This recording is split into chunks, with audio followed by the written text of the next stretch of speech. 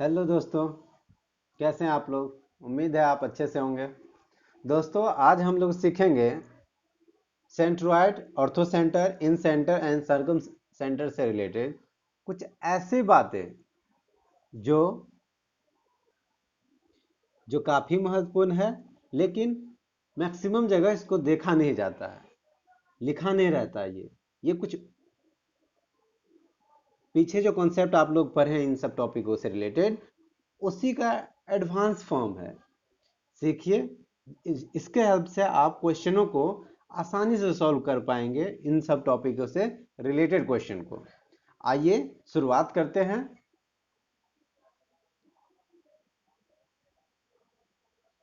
इसमें हम पढ़ते हैं कि in N obtuse angle triangle the ortho centre lies outside the triangle.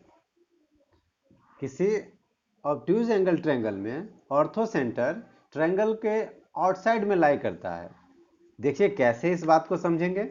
पहले इस बात को रिकॉल कर ले कि ऑर्थो सेंटर क्या होता है। याद करिए, हमने आपको पिछले वीडियो में बताया भी था। ऑर्थो सेंटर जो होता है वो किसी ट्रायंगल का, देखिए सपोज करिए यह ट्रायंगल एबीसी है, तो आपको याद होगा कि किसी ट्रायंगल का वर्टेक्स से अपोजिट साइड पे जो लाइन ड्रॉ किया जाता है, वर्टेक्स से अपोजिट साइड पे जो लाइन ड्रॉ किया जाता है वही ऑर्थो सेंटर है। जैसे वर्टेक्स ए से हम बीसी पे एक लाइन ड्रॉ किए, वो भी कैसा, एक परपेंडिकुलर लाइन ड्रॉ किए ना, जो कि अल्टीट्यूड भी कहते हैं, इसे अल्टीट्यूड कहिए इस लाइन को। दूसरा क्या है, एक ये दूसरा ड्रॉ कर लिया, अल्टीट्यूड कहिए। या फिर तीसरा हाइट भी है, यही दूसरा नाम इसका क्या है, अल्टीट्यूड या हाइट। ये देख रहे हैं आप कि ये जो तीन परपेंडिकुलर ड्रॉ किया गया है, ये तीन परपेंडिकुलर जो ड्रॉ किया गया है जिसे अल्टीट्यूड कहते हैं, उस अल्टीट्यूड के पॉइंट ऑफ इंटरसेक्शन को ही क्या कहा जाता है, अल्टीट्यूड के पॉइंट ऑफ इंटरसेक्शन को ही ऑर्थो सेंटर कहा जाता है। आइए अब देखते हैं इस ऑर्थो सेंटर की स्थिति ऑब्ट्यूज एंगल के ट्रायंगल के केस में क्या होता है। हम एक ऑब्ट्यूज एंगल ट्रायंगल बना रहे हैं। हमारे पास एक ऑब्ट्यूज एंगल ट्रायंगल है। इसका हमारे पास जो ये ट्रायंगल है, ऑब्ट्यूज एंगल ट्रायंगल, इसके साइड को कुछ बढ़ा लेते हैं। जरा देखिए, साइड BC को थोड़ा सा एक्सटेंड कर लेते हैं, BC को हल्का एक्सटेंड कर लेते हैं। अब हमने BC को एक्सटेंड कर लिया है, हमें A से BC पे एक परपेंडिकुलर ड्रॉ करना है हाइट के लिए। तो A से अगर हम BC पे परपेंडिकुलर ड्रॉ करते हैं, वो परपेंडिकुलर कुछ ऐसा होता है, ये हाइट होगा।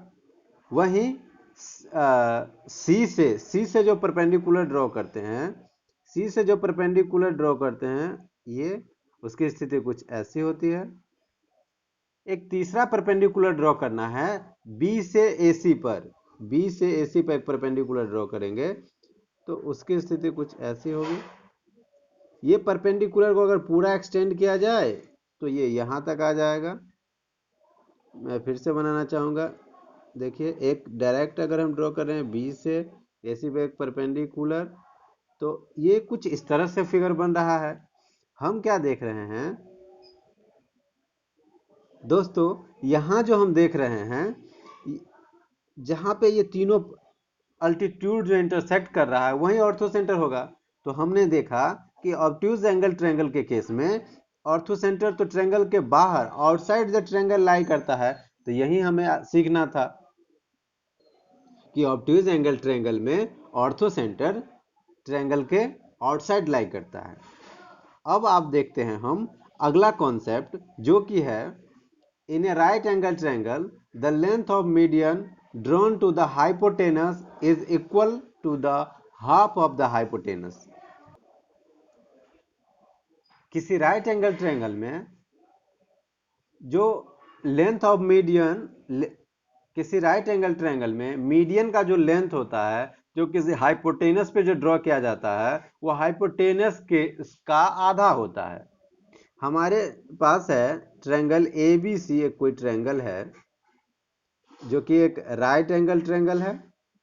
इस राइट एंगल ट्रायंगल में अगर जहां से यहां से B से लेकर के AC पे एक परपेंडिकुलर अगर ड्रॉ किया जाए, B से लेकर के AC पर एक परपेंडिकुलर अगर ड्रॉ किया जाए, तो उस परपेंडिकुलर के का लेंथ जो होगा, यह परपेंडिकुलर जो है ये मीडियन,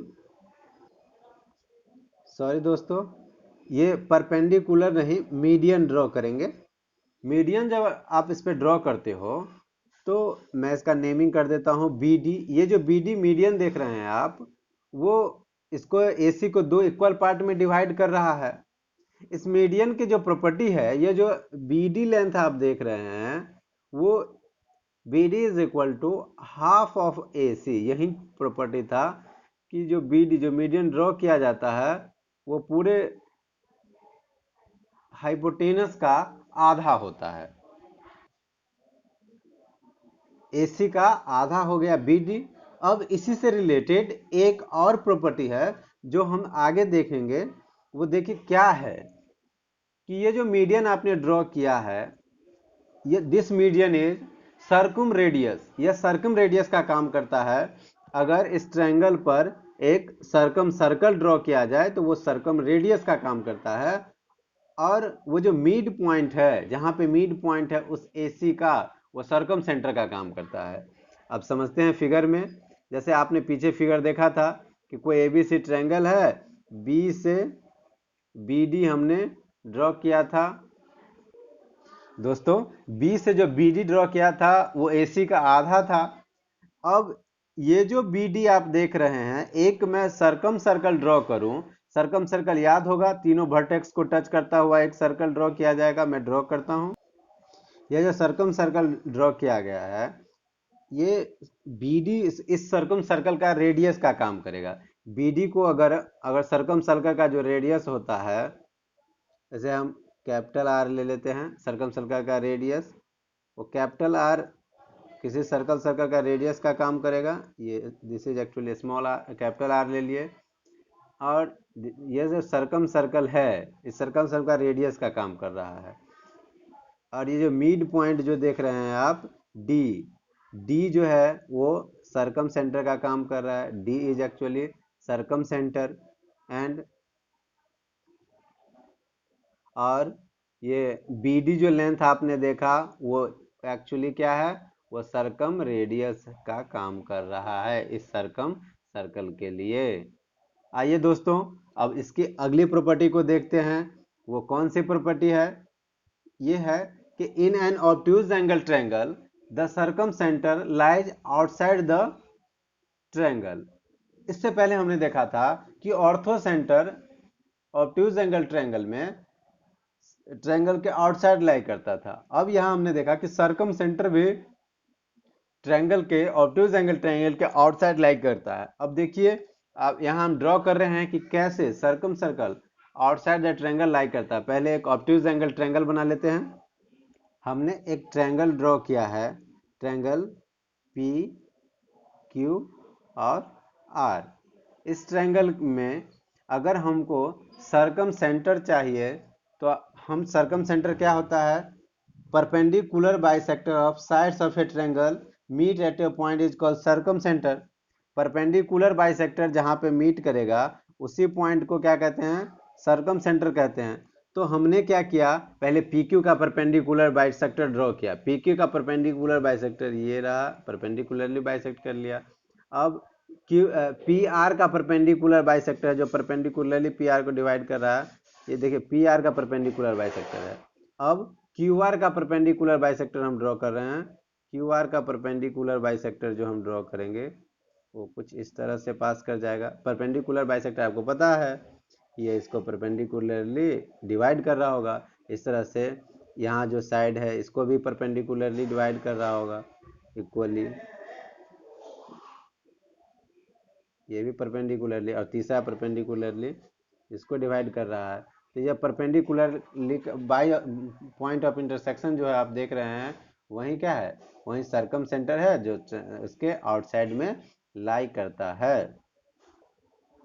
यहाँ पे यही जो है पॉइंट है, सरकम सर्कल का काम करता है, जो कि ट्रायंगल के बाहर है। अब अगली प्रॉपर्टी देखते हैं।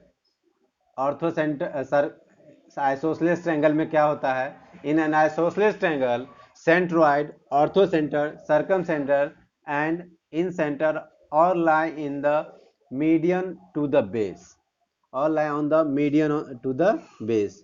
सपोज करिए यह पी क्यू आर कोई ट्रायंगल है। ट्रायंगल में हम P से लेकर के बेस पे एक मीडियन ड्रॉ करते हैं। आपको पता होगा मीडियन कैसे ड्रॉ करते हैं। इक्वल साइड है, एक अच्छा से मैं ड्रॉ करने की कोशिश करता हूँ। थोड़ी सी मुश्किल होगी पर इम्पॉसिबल नहीं है। मुश्किल तो है, इम्पॉसिबल नहीं। चलिए ठीक है। ये क्या है? ये मीडियन है। बेस पे जो मीडियन ड्रॉ किया गया है वो मीडियन है। ट्रायंगल आइसोसेलेस है, इसका क्लियर मतलब है कि ये साइड पी क्यू और क्यू आर बराबर है। इस ट्रायंगल में सारे सब क्या है, किस पॉइंट पे लाई करेगा? अगर पी एस मैं नेमिंग कर दूं तो सारे ortho centre, centroid, ortho centre सब किस पे लाई करने वाला है? सब इसी लाइन पे लाई करने वाला है। इसका क्लियर मतलब है, इसका ये मतलब कि सेंट्रोइड भी लाई करेगा, इसी लाइन पे लाई करने वाला है। ऑर्थो सेंटर भी इसी लाइन पे लाई करने वाला है। सरकम सेंटर भी इसी लाइन पे लाई करने वाला है। कि सब इसी लाइन पे लाई करने वाला है। इतना ही नहीं, एन सेंटर भी इसी लाइन पे लाई करने वाला है। ये सारे टॉपिक, सारे हर तरह का सेंटर इसी पे लाई करता है, जो कि मीडियन है।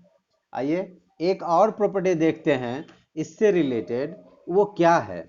वो प्रॉपर्टी है कि किसी इक्विलेटरल ट्रायंगल का centroid, ortho centre, circum centre और इन सेंटर के बारे में क्या ऐसी बात है? तो हमने यहाँ लाइन लिखा है कि इक्विलेटरल ट्रायंगल में सेंट्रोइड हो, ऑर्थो सेंटर हो, सर्कम सेंटर हो, ये सब क्या करता है कि एक पॉइंट पे कॉन्साइड कर जाता है। देखिए स्पेलिंग थोड़े से इरर है, सेंटर का ठीक कर लीजिएगा, TRE होता है। अब देखिए हम बना रहे हैं एक इक्विलेटरल ट्रायंगल। हम बना रहे हैं, ये हमने बनाया PQR एक इक्विलेटरल ट्रायंगल जिसके तीनों साइड आपस में इक्वल है। इसका जो है, इसमें एक प्रॉपर्टी होती है कि सब कॉन्साइड कर जाता है। इसका इक्विलेटरल ट्रायंगल में चाहे इन सेंटर हो, ऑर्थो सेंटर हो, सर्कम सेंटर, सब एक ही पॉइंट पर कोइंसाइड कर जाता है। जो पॉइंट आप देख रहे हैं इसका नाम, ये जो पॉइंट मैं लाइन खींच रहा हूँ, ये जो लाइन है इसका नाम आप जो मन करे, G लिखिए, ऑर्थो सेंटर O लिखिए, सेंटर लिखिए I लिखिए, इन सेंटर लिखिए, ये चारों सेंटर होता है। ठीक है, सेंट्रोइड लिखिए, ऑर्थो सेंटर लिखिए, सर्कम सेंटर। मैं एरो के थ्रू दिखाऊं? अभी दिखाते हैं आपको एरो के थ्रू। देखिए क्या होता है। मैं पीछे करूं, सॉरी,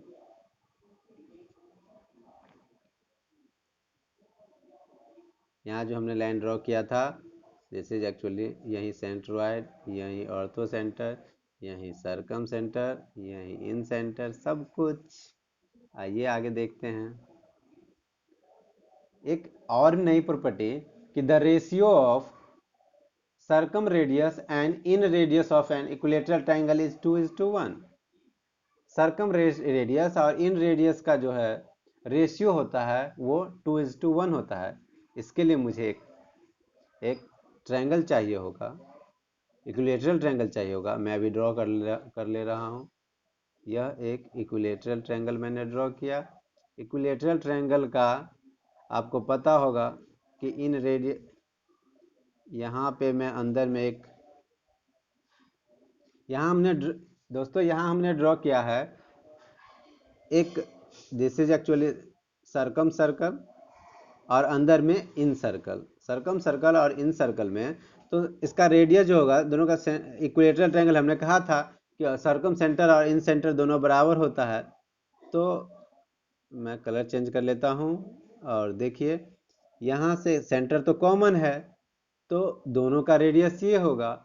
मैं सर्कम रेडियस को शॉर्ट में लिखूँ, सर्कम रेडियस को मैं CR लिख लेता हूँ। सर्कम रेडियस सी आर है, जो कि आप जानते हैं सर्कम रेडियस कैपिटल आर होता है, और इन रेडियस को हम लोग स्मॉल आर से लिखते हैं। तो एक रिलेशन इस्टेब्लिश्ड हो गया। क्या रिलेशन इस्टेब्लिश्ड हो गया दोनों का? अगर जो कैपिटल आर है जो कि सर्कम रेडियस है is equal to twice of inradius, एक नए फॉर्मूले जनरेट हो गए कि in an equilateral triangle circumradius is equal to twice of inradius. यही नहीं लिखा हुआ है 2:1 का क्या मतलब कि अगर इन रेडियस 2 हो तो सर्कम रेडियस 4 हो जाए, उसका दोगुना हो जाए 2:1 का। तो यही मतलब है। तो आज ने आप लोगों ने इतने सारी चीज़ें सीखा। वीडियो देखने के लिए बहुत बहुत धन्यवाद। चैनल को आपने सब्सक्राइब नहीं किया है तो सब्सक्राइब कर ले, जिससे अगले वीडियो के नोटिफिकेशन आप तक जल्दी पहुंच जाए।